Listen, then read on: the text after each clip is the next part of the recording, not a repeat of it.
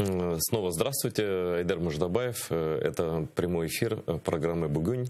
Сегодня, видя у нас небольшие технические проблемы, за моей спиной, по идее, должен быть красивый экран телевизионный. Вот он тоже красивый, только черный, да. Поэтому приходится так вот немножко выкручиваться. И сейчас еще небольшие проблемы со связью. Мы сейчас выходим на нашего собеседника, как я уже анонсировал. Это Андреас Умланд, потрясающий глубокий эксперт по Западу и по украинской политике, с которым я хочу обсудить и Крымскую платформу, и Северный поток, и дальнейшее, и политическую осень, в том числе в Германии, и все остальное прочее, потому что это все вещи, от которых зависит наше с вами будущее. Это мы тут не праздными делами занимаемся, а следим за событиями, которые, вот знаете, как говорится, говорят нам, Украина, это типа не весь мир думает об Украине, ну понятно, да, мы о себе сами должны думать, но я убежден абсолютно, что все, что происходит в мире, ну, в Европе-то уж точно, оно так или иначе касается Украины. Любое решение, правильное, неправильное, компромиссное, там, любое.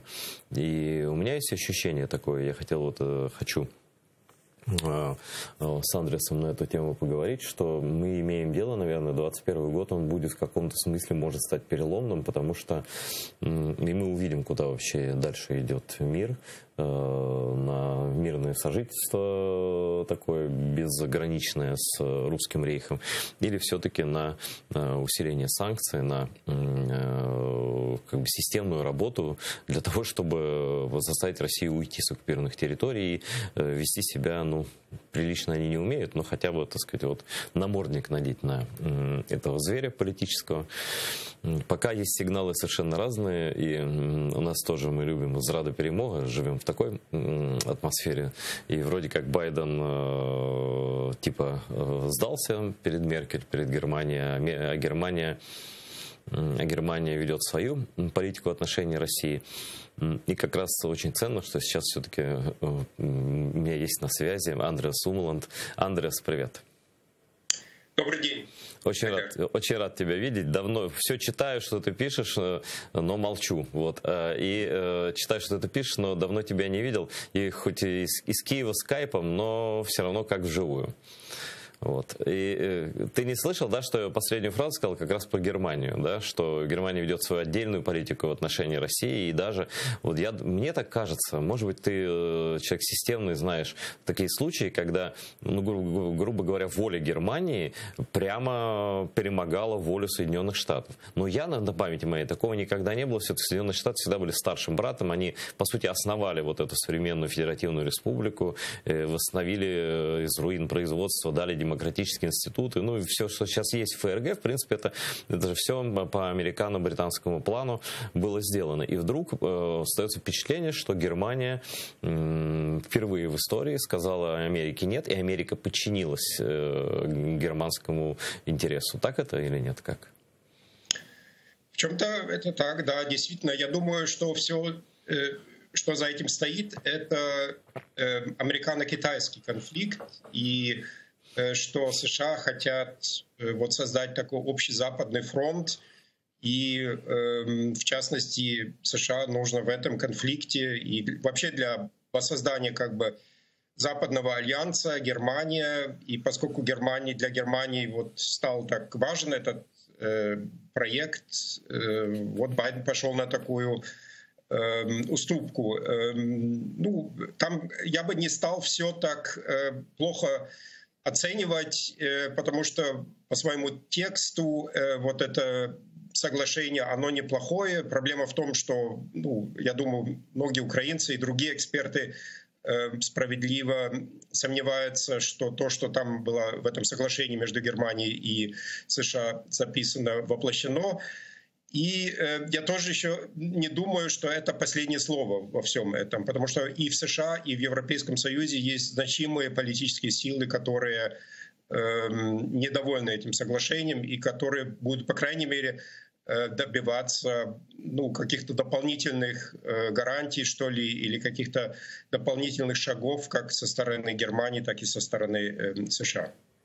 То есть, я, если правильно понял, конечно, это соглашение уже не будет отменено, поскольку оно подписано на уровне президента Соединенных Штатов и германского канцлера, но вот тот текст соглашения, о котором ты сказал, он действительно декларативно хорош, но там нет ничего конкретного. И то, что и Конгресс США еще может заставить, и какие-то силы в Евросоюзе могут заставить конкретно написать, если Россия это, то мы вот это, если вот это. Ну, то есть такие гарантии, которые были бы понятны Путину просто системно, да, вот так, не так. Вот, чтобы не было двусмысленных толкований, как про меморандум Будапештский, а мы обязаны, не обязаны, нет. Вот что-то определенного можно будет добиться все-таки Украине, да? Ну, во-первых, вот это сравнение с Будапештским меморандумом, оно не совсем подходит, мне кажется, потому что если посмотреть на текст Будапештского меморандума, там кроме России никто ничего не нарушал. Там Великобритания и США только обязывались в этом меморандуме не напасть на Украину, что они и не сделали.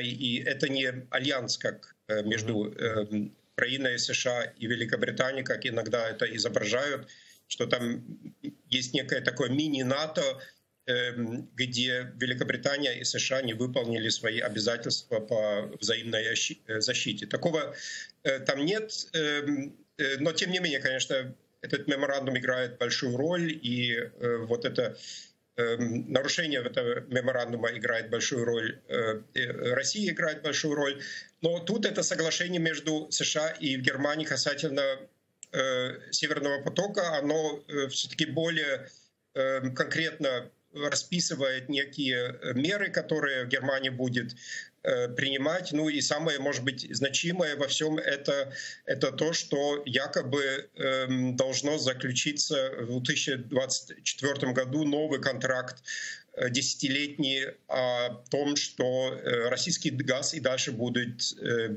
идти через Украину в Европейский Союз. Вот этот пункт у меня вызывает самые большие сомнения, что действительно этого будет. И я тоже надеюсь, что там еще будут какие-то или дополнительные какие-то дополнительные соглашения или документы, или что все-таки будет некий мораторий до того, как все эти гарантии можно как-то обеспечить, скажем, уже в каких-то договоренностях с Россией.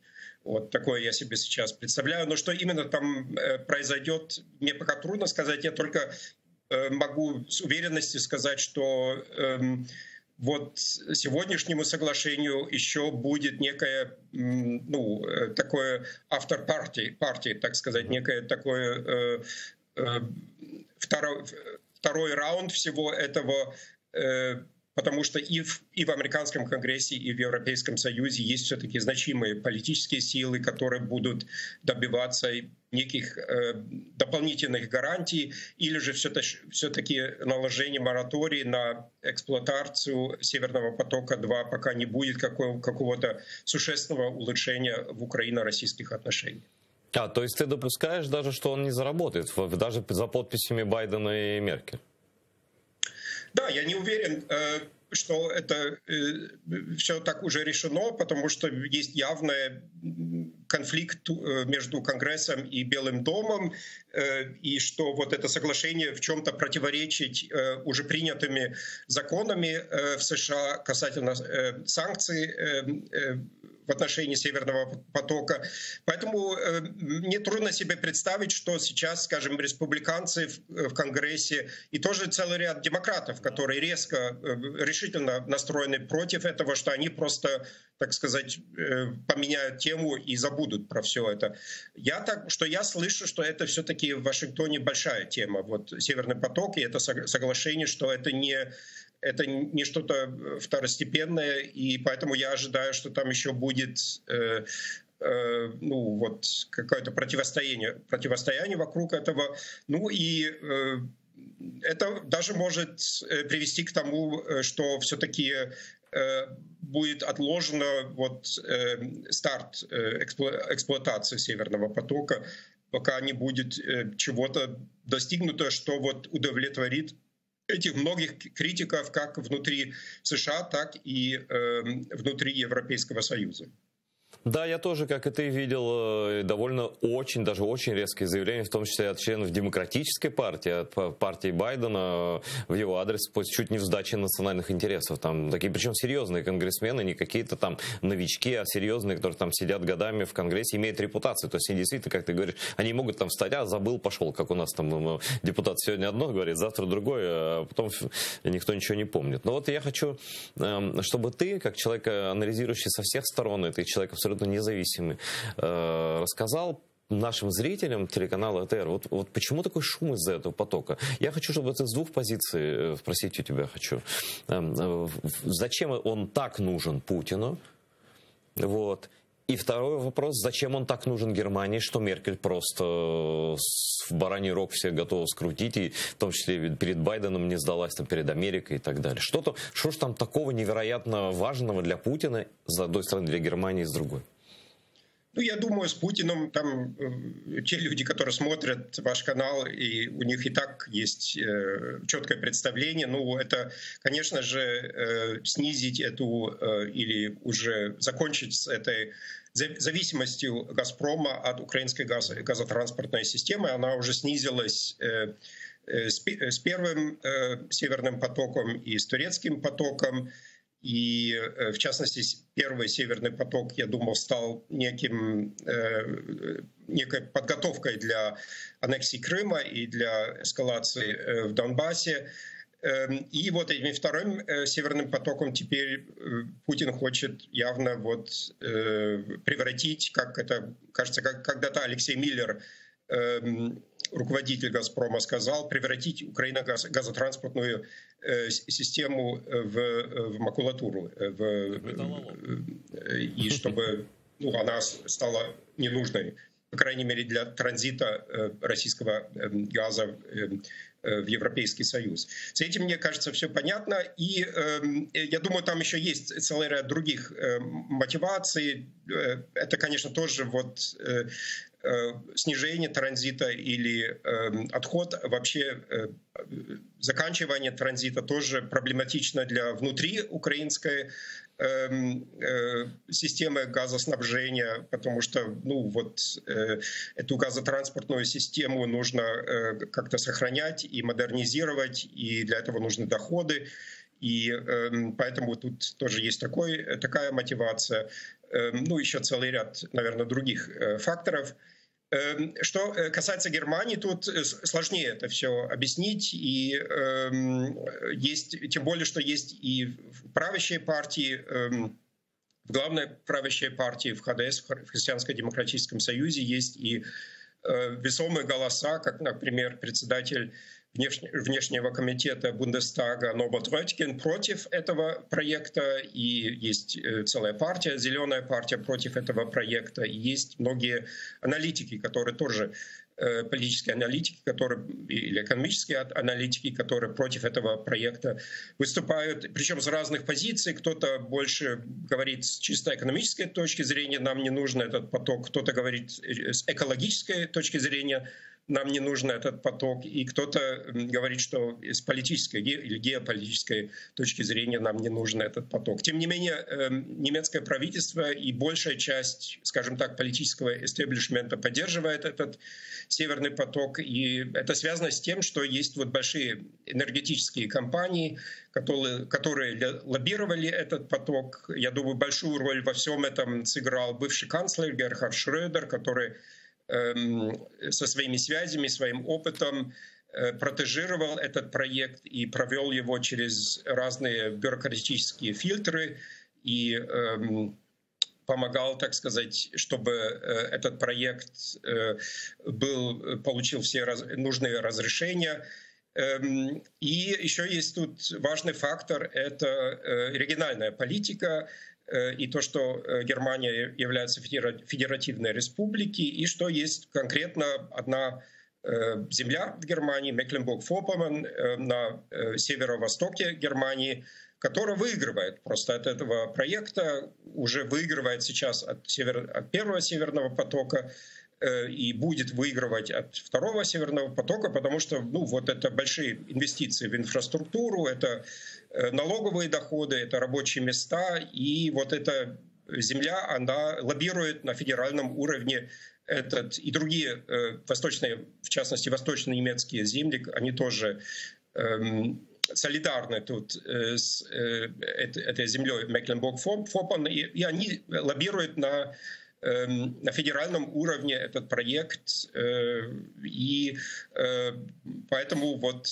федеральное правительство, хотя я так подозреваю, что в федеральном правительстве и, может быть, даже включая саму Ангелу Меркель, многие все-таки стали понимать со временем проблематичность этого проекта, но они сейчас как бы находятся под давлением вот этих восточных земель, чтобы все-таки совершить этот проект, в который уже сейчас вложены большие деньги, и в Германии тоже боятся, что если этот поток не пойдет в эксплуатацию, что потом «Газпром» будет в судах стараться получить компенсацию там в миллиардах евро за то, что вот этот проект не состоялся. Интересно, знаешь, я сейчас очень внимательно тебя слушал, но кажется, что ГДР возродилась вот со стороны просто. Да, в чем-то там есть такой момент. Увы, я сам из бывшего ГДР, и там вот есть такое, я бы сказал, большее такое понимание или там симпатия к России, к Путину. Там тоже есть большая доля антиамериканизма, может быть, чем в Западной Германии. И это все тоже играет некую роль, что мы хотим вот показать американцам, что мы вот независимые будем тут делать что-то с Россией. Это на самом деле это не антиукраинский проект. То есть я думаю, даже многие из тех людей, которые поддерживают этот проект, они, может быть, даже бы признали, да, это, конечно, печально для Украины, и нам это жалко, Украину, но Украина не настолько важна для нас, чтобы мы отказались от такого большого проекта, от этих вот миллиардов, которые там уже вложены. И есть там многие люди, которые считают, что Германии это нужно, и особенно вот с этим уходом Германии от ядерной энергетики, от углевой энергетики. Теперь Германии на переходный период нужна газовая вот энергетика. Хотя это можно было бы, конечно, тоже сделать через украинскую газотранспортную систему. Ну и там есть целый ряд тоже мифов вокруг этого, которые циркулируют в Германии и которые поддерживают вот этот проект. Ну, если говорить не о мифах, а о практике, вот все, что мы сейчас говорил, свидетельствует о том, что этот проект находится в очень сложном переплетении экономических и политических интересов, да, и если даже предположить, что у Шрёдера это был экономический интерес, да, и остается, и что у Германии экономические интересы, и что так сложилось, что восточные земли, где, я думаю, до сих пор работают какие-нибудь и российские агентуры и все такое прочее, тоже за это, да, вроде как экономически. А на самом деле, вот давай себе представим такую смоделируемую ситуацию. Вот сейчас украинская власть делает очень резкие заявления по поводу Северного потока. Там предупреждают, что это попытка дестабилизации Европы, продолжение там агрессивной политики Путина и так далее, и так далее. Это есть в заявлениях, которые наши делали в Америке, это есть в словах Зеленского. Это есть. То есть мы предупреждаем Запад, да, что это токсичный политический продукт, да, это не просто труба с газом, да, это то, из-за чего может начаться большая война или продолжится в любом виде. И вот Путин, ты сказал как раз об этом, его интерес, чтобы эта ветка превратилась в металлолом, вот газотранспортной системы Украины. Но не просто металлолом, а чтобы потом он мог напасть, да, и как бы интересы, а газ-то идет. То есть я на Украину напал более широким фронтом, да, я еще пытаюсь отвоевать часть украинской земли, я продолжаю гибридную войну, там придумают из-за чего, из-за воды в Крым, там из-за чего-нибудь еще, там они же говорили открыто расширить территорию там до Донбасса, вот этого народных республик до размеров областей, ну любой сценарий, да, мы можем тут просчитывать. И вот тогда, если Германия оставляет Украину, то есть вот так, в таком положении Россия прекращает в своей воле просто, перекрывает вентили, мы больше с вами никак не связаны, и, значит, отдает приказ Путин на широкомасштабное наступление, в том числе еще и с территории Беларуси, да? Вот как тогда будет выглядеть фрау-канцлер, как будет выглядеть вот эти политики, которые дадут Путину такой шанс, да, как бы напасть на Украину гораздо, то есть вероятность нападения повышается точно, это прям вот 100% вероятность совершенно масштабного нападения на Украину. Это как-то обсуждается или это вообще делается вид, что это не может быть, ну как будто Крыма не было, как будто что-то неожиданное может Путин, как будто Путин предсказуемый, в общем, политик.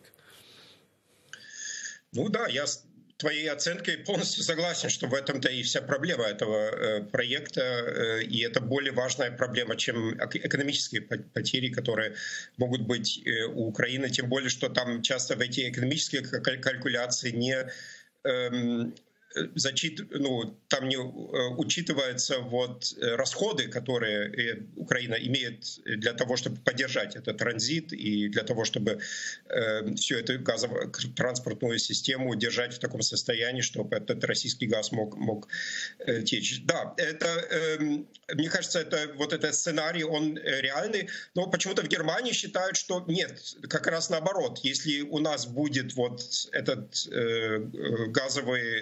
этот Северный поток-2, мы будем, так сказать, в взаимозависимости, и тогда Россия должна как бы учесть там интересы Европейского Союза, который, конечно, заинтересован в том, чтобы был мир в Украине, чтобы была территориальная целостность в Украине. Но задается, конечно, вопрос, а почему вы тогда не остановили Северный поток-1, который уже был в эксплуатации в 2014 году, когда была аннексия Крыма, и когда уже был как бы шанс воспользоваться этим рычагом, ЕС тогда не воспользовался, там были потом другие санкции, но вот этим шансом воспользоваться первым Северным потоком для того, чтобы указать давление на Россию, это не произошло. И сейчас, конечно, украинцам трудно поверить, что каким-то волшебным образом потом Северный поток-2 будет тем рычагом, которым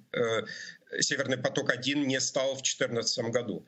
В этом как бы вся проблема. Но в Германии считают, что нет, наоборот, вот мы вот сейчас создаем вот эту взаимозависимость, и это будет означать, что мы будем иметь влияние на Россию, и что мы, так сказать, втягиваем Россию в общую Европу. Это наш вот мост в Россию, и вот что это якобы даже хорошо для мира в Европе. Такая вот мифология существует касательно этого.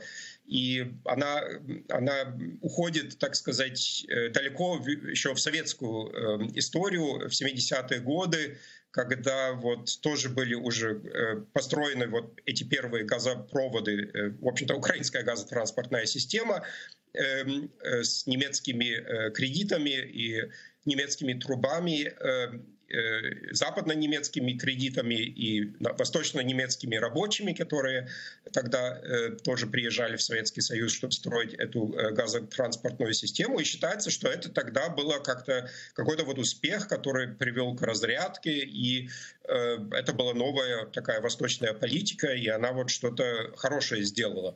Ну, при этом, конечно, забывается, что после периода разрядки в начале 70-х наступил такой очень опасный период холодной войны в конце 70-х, извините, с вот вторжением Советского Союза в Афганистан, с размещением ракет средней дальности в Европе, в Восточной Европе, в общем-то, большим напряжением в начале 80-х годах. Но, тем не менее, есть некая мифология вокруг того, что нам нужны такие вот проекты с Россией, потому что это якобы хорошо для европейского мира. Увы, такое...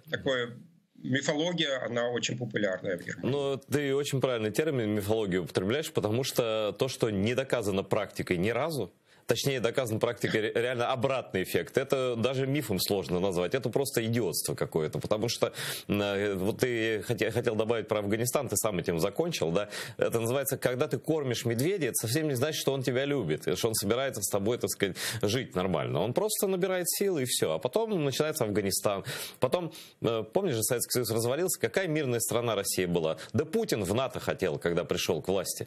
И в НАТО хотел, и в ЕС хотел. А потом огляделся, кругом Шрёдеры, все нормально. И, кстати, я не знаю, рассказывал тебе эту историю, что у меня есть давно-давно еще из кремлевского пула журналистского, значит, один человек рассказал, что вообще вся эта история про путинское воцарение, про вот этот вот фюрерский образ его, да, единство там нации и все такое прочее, русский мир, да, это все пошло с фразы, сказанной ему то ли в Нижнем Новгороде, то ли в Питере, и то ли в Москве, я уже не помню. Он шел с Герхардом, другом, тогда еще, скажем так, неофициальным сотрудником «Газпрома», и посмотрел на людей вокруг, которые к нему тянули руки, и он сказал: «Герхард, они хотят царя». И так улыбнулся. И вот, мне кажется, вот законченный кейс вот этого царизма мы сейчас себе и имеем в виду. И что хотел рассказать, то есть, ну, хорошо, Германия решила поэкспериментировать еще раз, что получится с русским медведем, если его хорошо кормить. Но нам-то, в общем, выживать украинцам надо в любом случае. И уже сейчас, даже еще труба не пошла, а уже к этой трубе Германия привязывает формулу Штайнмайера. Вот что это за зверь такой? Я когда это увидел, это просто открытый политический шантаж с помощью российского еще вот этого газопровода. И чем это все может закончиться? Потому что формула Штайнмайера, ну, если опять немцам объяснять, это, наверное, ну, объяснить так. Вот в какой-нибудь земле мы вводим русские войска, и они там проводят выборы. Вы согласны? Ну как? Да, я тоже удивился, когда Меркель это сказала.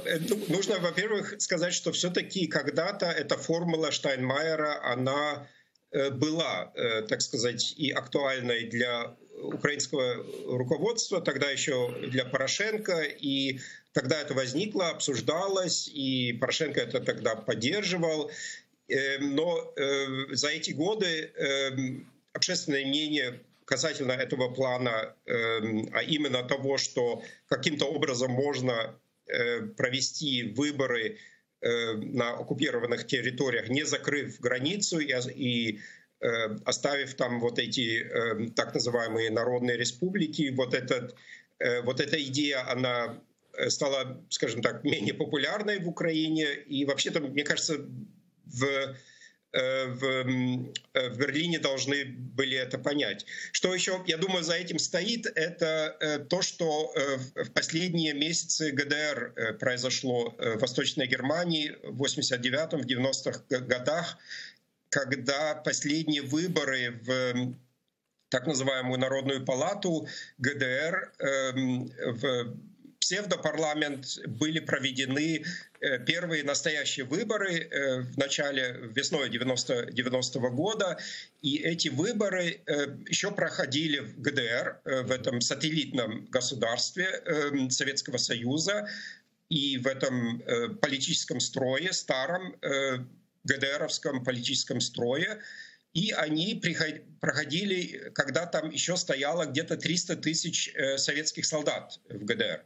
И еще где-то 200 тысяч там семьи, персонал и так далее. То есть где-то 500 000 вот солдат и вот людей, которые связаны с этой группой советских войск в Германии.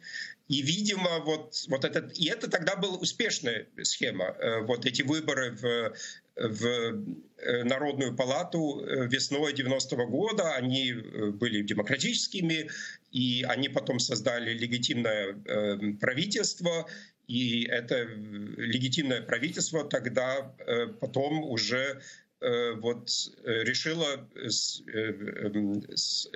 западно-немецким правительством вопрос о объединении Восточной и Западной Германии. И там даже на несколько месяцев некоторые депутаты из Народной палаты, они перешли в Бундестаг, потому что вот объединение Восточной и Западной Германии было 3 октября 90-го года, а выборы в новый Бундестаг уже объединенной Германии были только в декабре 90-го года, и там где-то на 2 месяца была довольно большая делегация из Восточной Германии, которые были избраны в эту старую народную палату, в старый ГДРовский парламент, и они представляли уже в Бундестаге тогда вот восточную часть объединенной Германии где-то на 2 месяца, а потом уже или даже чуть больше,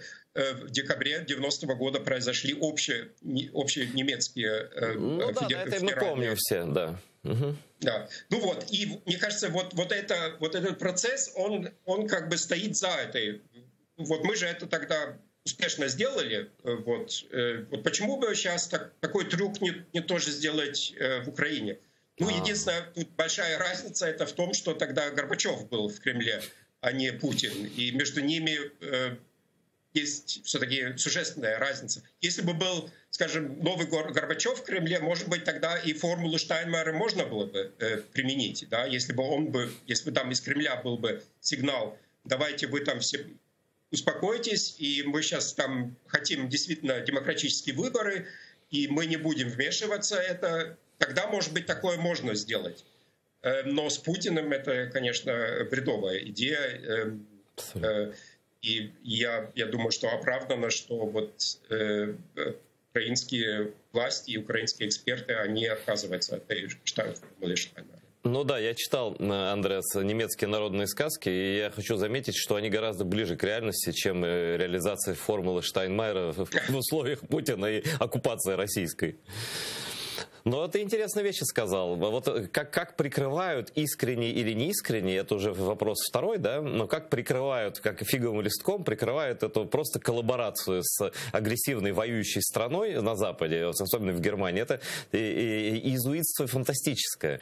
И, знаешь, вот вчера мы тоже вспоминали про, что действительно Трамп очень хотел, мой друг Владимир, там перед ним наклонялся аж там в Хельсинки, всем, чем мог, хотел помочь, и войска убрал из Сирии, а по сути Сирия оккупирована Россией сейчас, да, и все что мог делал, вроде бы, был таким пропутинским. А вот если взять, ну, он был хотя бы 4 года всего. Может быть, второй срок там Путин на него рассчитывал, но вот так получилось, что получилось. Америка все-таки выбрала другого президента. А Германия на протяжении 16 лет, фрау Меркель, вот все, в общем, мечты Путина, вот что он хотел, все выполнено. И никаких наказаний, кроме, ну, вот этих общих санкций, да, которые, как мы видим, не так уж сильно влияют на экономику России, да, и на политику вообще не влияют. Потому что санкции вообще-то на политику призваны влиять, а ничего нет. То есть фрау Меркель вот за суммой ее действий, мне кажется, и Германия за эти годы была ключевым не только экономическим партнером, но и политическим партнером путинской России. Согласишься с этим или нет? Ну, там такой смешанный, я бы сказал, смешанная картина, потому что, ну, с одной стороны, действительно, санкции, они могли бы быть более решительными, но тут скорее я бы не стал обвинять в этом Германию, потому что, ну, вот, это структурная проблема Европейского Союза, что для такого рода политики нужен консенсус всех, тогда 28, сейчас 27 членов Европейского Союза, и это всегда была большой проблемой, вот, принять эти санкции и продлевать их, и Германия тут скорее, вот она и Меркель, они были вот на стороне продолжения. Да, нет, Андрес, это не отнимешь, да, это правда. Действительно, она всегда говорила про продолжение санкций и так далее, но мы же видим, кто противодействует вступлению, ускорению пути Украины в НАТО и ЕС. Но это же не секрет, что Германия, да, и Франция. И это неуравновешенные вещи абсолютно. То, что санкции общеевропейские поддерживаются, и с другой стороны, для нас НАТО спасение, а не санкции. Санкции — это метод давления там на Путина. Если бы нас приняли в НАТО завтра, да, что политически в принципе возможно, и не такие страны здесь такой там, уровень коррупции попадали в НАТО, и у нас точно не меньше демократии, чем в Турции и так далее, нет политической воли, и эту политическую волю блокирует в первую очередь, она открыто это делает, Германия. Ну да, такое может сложиться впечатление. Я думаю, вот в 2008 году, конечно, Германия сыграла главную роль в том, чтобы Грузия и Украина, которые тогда подали заявление, не получили план действий на членство.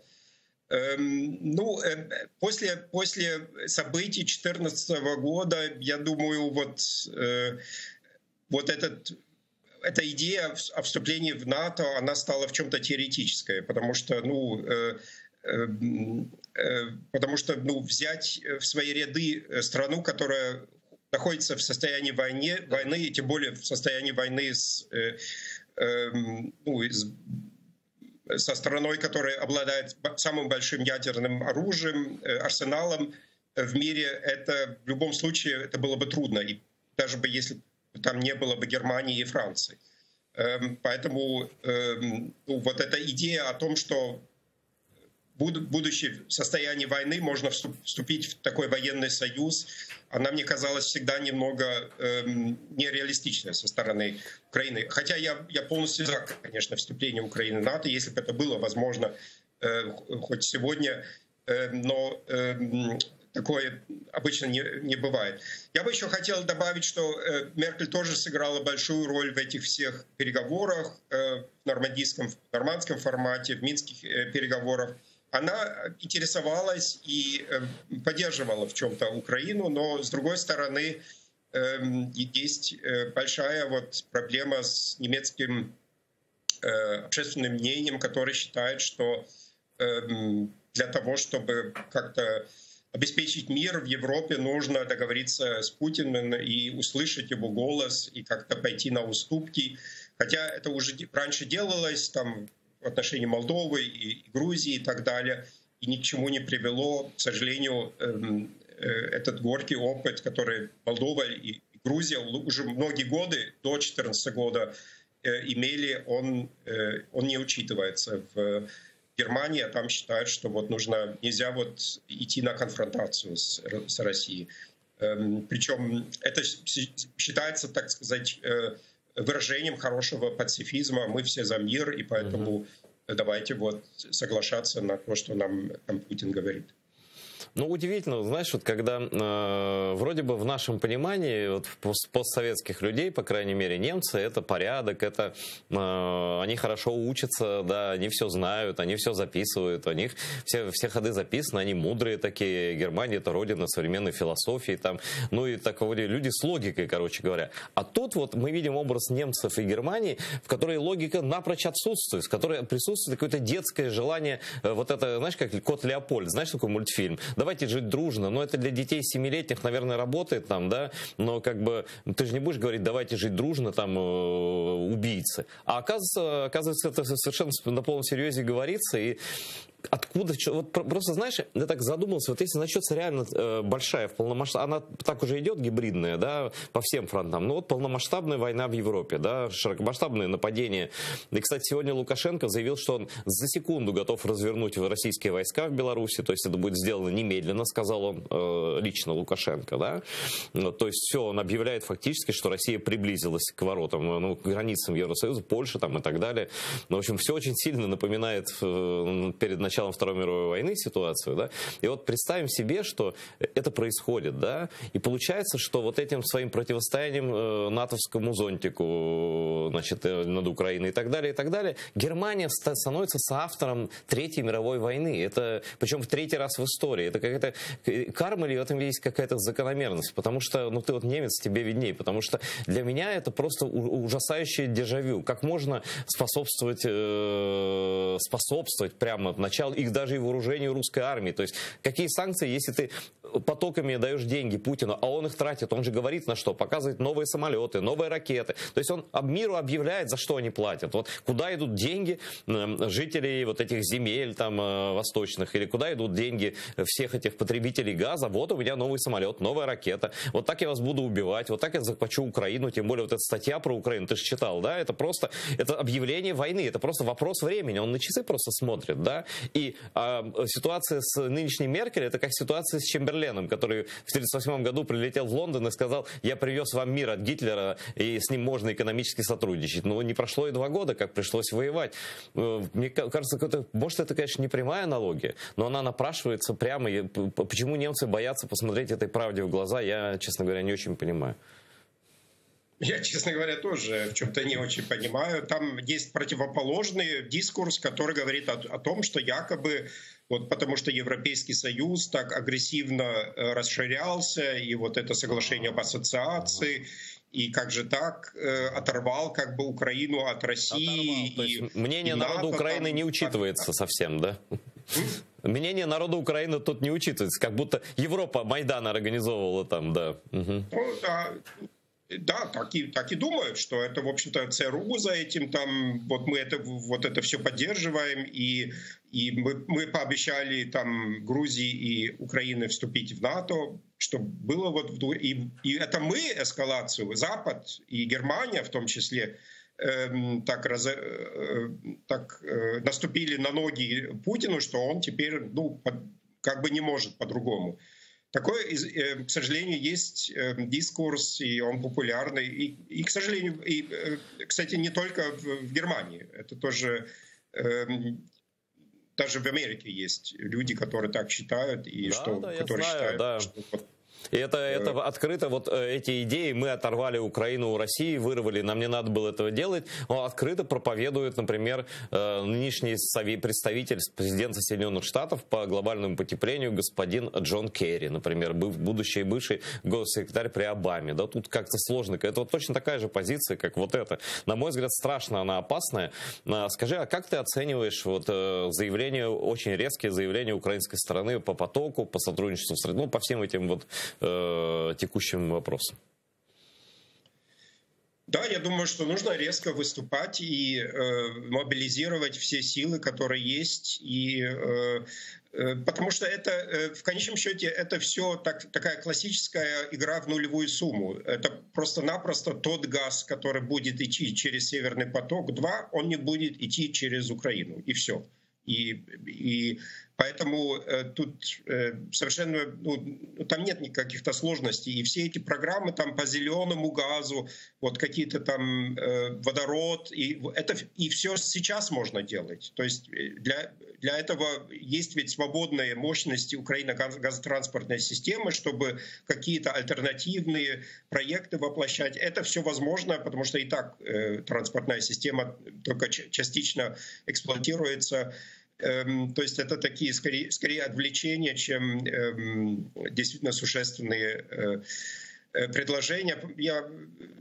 Тем не менее, наверное, это соглашение, которое подписано, если ему верить, между США и Германией. Оно не такое плохое, но вот стоит ли этим обещаниям верить? В этом весь вопрос. Конечно, да. Особенно на фоне того, что вот случилось в 2014 году, и уже был первый Северный поток, и тогда не было никакой реакции касательно поступления российского газа в Европу в ответ на аннексию Крыма и на эскалацию на Донбассе. А еще одна ситуация, и ты уж извини, что я про твою родину так вот как-то отзываюсь. Я люблю Германию, я уважаю очень немецкий народ, действительно величайший, один из великих народов, которые продвигают и науку, и культуру, и промышленность все свои. Но что есть, то есть, к войнам тоже страна эта причастна. И поэтому тем опаснее, когда такая страна с таким потенциалом заигрывает с агрессором. Тем более, что вот заигрывание, чем в итоге, еще один пример приведу, непринципиальности абсолютной, в том числе и фрау Меркель, и Байдена тоже, да, до кучи. Вот ситуация с Навальным. Уж какая была ситуация, до небес шум стоял просто. Я не знаю, мне кажется, что нападение на Украину вызвало меньший резонанс, чем попытка отравления Навального. Ну, Запад любит такие, все начали предлагать им виды на жительство, вопреки там всяким там законам, просто вот там, и приезжай к нам, значит, мы тебя вылечим, мы тебе вот это, мы тебе Байден, там все, Меркель в палате, да. Ну и что? Видимо, Навальный поверил, это опять мое предположение, что Запад его в любом случае спасет, не даст, не забудет, не даст Путину его посадить. И тут он спокойненько себе садится. Путин, в общем, не моргнув глазом, его сажает.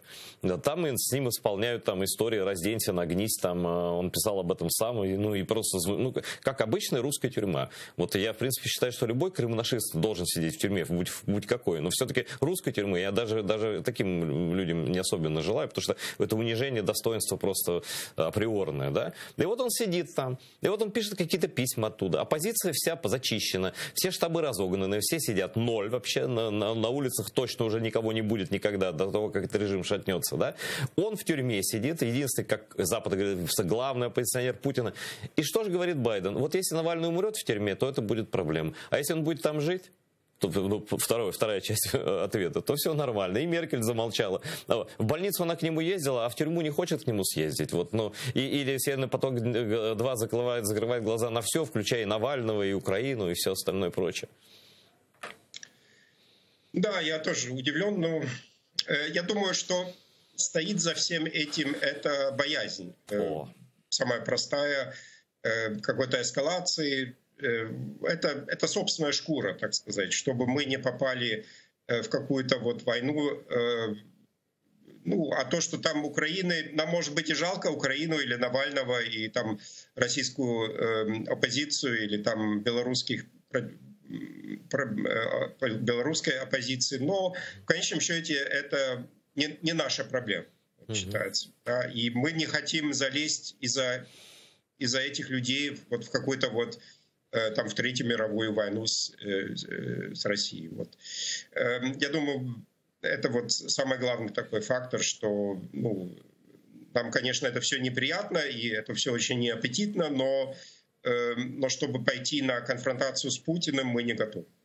Выглядит это, конечно, ужасно пошло. И вот как бы, когда мы видим такое отношение, все разговоры про западные ценности, про то, что там мы будем бороться за права человека. Хотя бы, ладно, там крымские татары там вас не интересуют, там эти не интересуют, там все, да. Но это вот человек, которого вы сами воспевали как главного оппозиционера Путину. Я, например, так не считаю, но это мое личное мнение. В любом случае, его вознес Запад до таких ценностных небес, хотя он, в общем-то, человек сомнительных ценностей политических, да. Окей, главный оппозиционер Путина. И вот про него гораздо меньше говорят, чем про Ходорковского, даже на 2010 году. Я просто помню, про Ходорковского регулярно вспоминали. Постоянно президенты, канцлеры, все говорили Путину, на всех переговорах, это была договоренность. Они начинали освободите Ходорковского, освободите Ходорковского. Тут, мне кажется, уже интерес потерян абсолютно к Навальному. Я вот разговаривал с людьми из России, они говорят, да, про него уже ничего не слышно, сел и сидит. А про Белоруссию ты вспомнил, я как раз хотел по Беларуси тебе вопрос задать.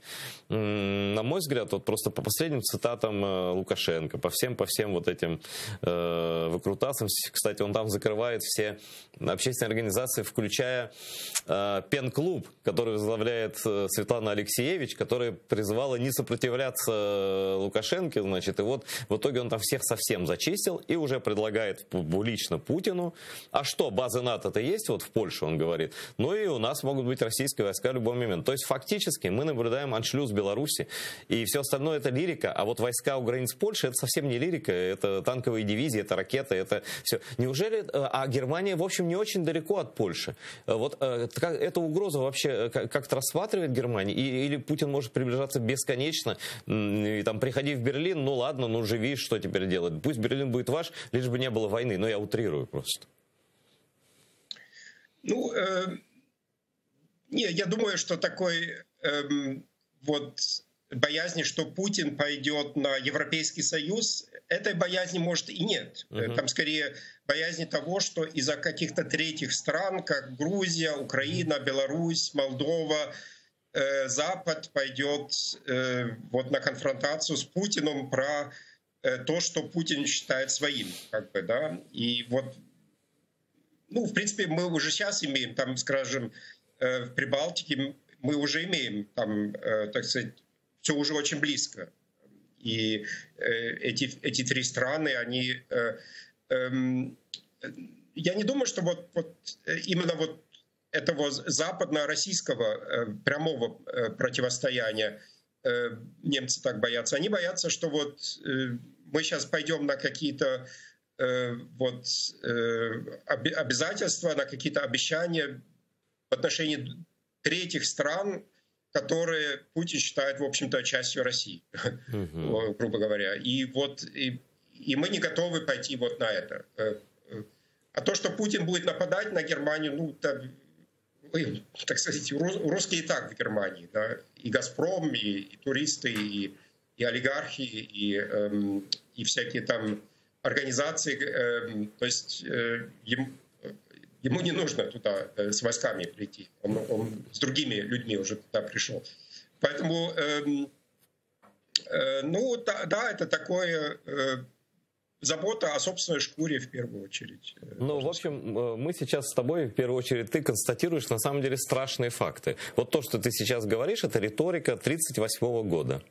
36-го, 37-го, 38-го. Один в один. Просто. Ну да, в чем-то есть схожесть. Вот эта аннексия Крыма, она напоминает аннексию Чехии, то есть сначала судетских территорий, потом остальной Чехии. Там есть некое сходство, хотя я бы не стал делать из Путина фашиста, да, такого русского Гитлера или чего-то такого. Он хочет восстановления старой империи, он не хочет какую-то новую великую империю. Он скорее вот такой консервативный империалист, а не революционный империалист. Это все равно, как бы мы ни говорили, это наши с тобой мысли. Это не мысли Путина. Мы их не можем... Мне, например, рассказывали люди, что вообще у него мечта, у Путина такая, ну, не знаю, маниакальная или мессианская мечта, это вообще совершить там мессу в Софийском соборе, причем даже не в Киеве, а в Стамбуле. То есть они видят себя Третьим Римом, это не шутка никакая. Это историки у них написали, кстати, особенно при императрице Екатерине, которая из Германии приехала. Они всю эту историю систематизировали, Путин ее прочитал, у него есть какая-то миссия. И в самом деле никто не знает, где он остановится. Вот ты говоришь, война-то гибридная, но вот в Германии, ты же сам говоришь, в каком состоянии находится Германия, сколько там русских, как сильно они влияют на политику страны, не имея ни одного солдата в Германии. Вот. Да, я-то не хочу преуменьшивать тем, что я вот Путина, тем, что я все-таки отказываюсь его сравнивать с Гитлером. Но это другое зло. Это не значит, что это меньшее зло. Это вот просто немного другой феномен. Вот нацисты все-таки были другим движением. Ну, если уже остаться в этом сравнении с Германией, то Путин скорее это такой эквивалент немецкого Гинденбурга. Это был вот такой президент Германии, имперский президент, райхспрезидент Германии, который сделал Гитлера канцлером и который представлял вот старую элиту кайзеровской Германии и хотел восстановления старой немецкой империи. И мне Путин скорее его напоминает, чем... Можно спорить сколько угодно. Мне он, например, Муссолини напоминает с его вот это «больше врагов, больше чести», там вот эти все заскоки в Римскую империю там, и так далее. Это уже, в конце концов, не имеет такого значения. Но Путин же всем сказал, вот за что я Путина уважаю, за то, что он все свои угрозы говорит прямо. Он сказал, у России нет границ. Где мы, там и Россия. И, но почему-то вот часть стран, которые через это прошли, как Польша, Балтия, там мы, да, мы понимаем это как прямую угрозу. А Запад, к сожалению, вот исходя из того, что там сегодня рассказал, воспринимает эту угрозу как гипотетичную, невозможную. А ничего невозможного, мне кажется, после Крыма 2014 года в этом мире уже не существует. Но это опять мое мнение. Спасибо огромное, Андреас. С нами был Андреас Умланд, умнейший человек, аналитик, просто который я постоянно читаю. И чем чаще он будет у нас в гостях, комментировать что-то, тем мы с вами будем больше политически подготовлен. Спасибо большое, Андрес, что подключился. Спасибо, Айдар. Всегда буду рад. Угу. Вот такие у нас гости. И смотреть АТР — это всегда политическая аналитика высочайшего уровня. Если смотреть АТР, мне кажется, можно не учиться на политологов, или, по крайней мере, сам учитель политологии такой — это наши эфиры, наши гости и наши абсолютно независимые. Мы никогда не приглашаем никаких проплаченных людей. Мы всегда приглашаем только тех, кто имеет свою точку зрения и открыто ее выражает. Нравится она там, кому-то не нравится. Но здесь вы видите первый источник, и не случайно. Вот посмотрите русские новости. И сегодня опять почти каждый день русские записывают канал АТР, беспрерывно кнопка «Рек», запись. И они оттуда пишут новости про Украину и про мир, исходя из эфира телеканала АТР. Поэтому смотреть наш канал, это даже оккупанты смотрят внимательно, как на врага, а поддерживать наш канал, тем более через Patreon, постоянно, это дело чести, тем более в таком мировом положении, которое нам описал Андрес, который является, скажем так, незавидным и, на мой взгляд, это какое-то, знаете, такое затишье перед бурей. Но я уже что-то заговорился, пора освобождать студию. Буквально даже меньше, чем через 5 минут вы увидите здесь прекрасную Гульсум Халилову, а я с вами прощаюсь.